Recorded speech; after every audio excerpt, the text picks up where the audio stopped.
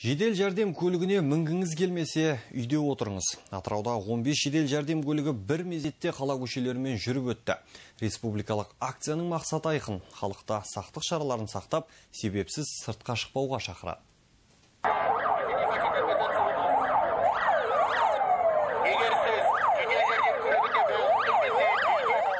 Бір уақытта қаз-қатар тізілген жедел жәрдем көліктерінің дабылы құлақ жарады.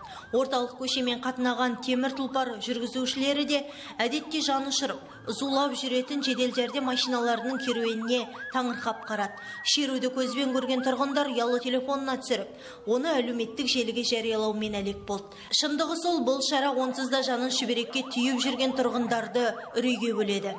Қазіргі республика көлемінде өтіп отқан шерудің мақсаты ол карантин уақытында елімізді, халқымызды үйде болуға шақырамыз. Яғни жедел көлік жәрдем машинасында болғыңыз келмесе, үйде отыр деп атаймыз. Қазір біз Атырау қаласы бойынша шеру өткізудеміз. Шеруге жедел жәрдемнің 15 дана бригадасы қатысады. Бұл Қазақстандағыдай хабарландыру шеруі емес, керісінше індетке шалдыққан науқасы бар, бірақ емхананың қабылдауына жете алмай кезек күткен көліктер. Әлемді дүрліктірген бұл оқиға Мәскеудің Химки қаласында болған. Тас жол бойына дәрменсіз тоқтаған жедел жәрдем көліктері тіптен көп мұнда. Сұмдығы сол, 3 сағатта бір ғана жедел көлік аурухана шекарасына ене алған.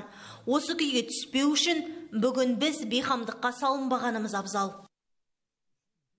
Айта кетейік, қазіргі уақытта Атырауда жедел жәрдемнің 700 қызметкері еңбекке жұмылдырылған. Кеселге шалдыққан яки күмәнді науқас үшін 3 бригада арнайы жасақталған. Онда 3 дәрігер, 26 фельдшер және 12 жүргізуші бар. Сондай-ақ, қазір жедел жәрдем қызметінде 5-6 ерікті тегін қызмет көрсетіп жүр. Гүлфани Ерсайын, Қуаныш Құдайберген, Атырау арнасы.